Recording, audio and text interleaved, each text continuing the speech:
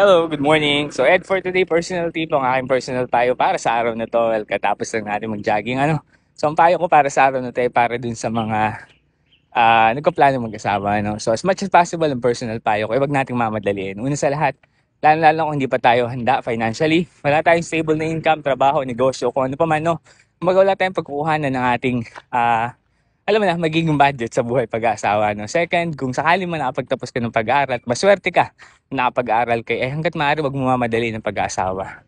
Para sa akin, tumulong muna tayo sa ating mga parents. Siguro at least 4 to 5 years or 6 years, tumulong muna tayo, magpaaral tayo ng kapatid natin bago natin planuhin yung buhay ng pag-aasawa. Dahil una sa lahat, napakahirap na responsibilidad niyan. Kumbaga, wag natin mamadaliin dahil hindi naman talaga madali, no? Kapag minadali mo yan, tipong masyado kang excited, baka ma-broken lang yung marriage mo. Kaya hanggat maaari, pag-isipan mabuti, paghandaan mabuti. And at the same time, tumulong muna tayo sa mga parents natin. Kumbaga, may panahon naman kasi para sa pag-asawa, no? Kaya wag mo nang mamadali, no? Kaya yan lang yung personal payo ko at yan yung personal opinion ko sa araw na to. Kung nagustuhan mo at sa tingin mo may sense, baka pwedeng pa-like and share. And supportahan mo ako sa pamamagitan ng pag-like and follow ng FB page ko.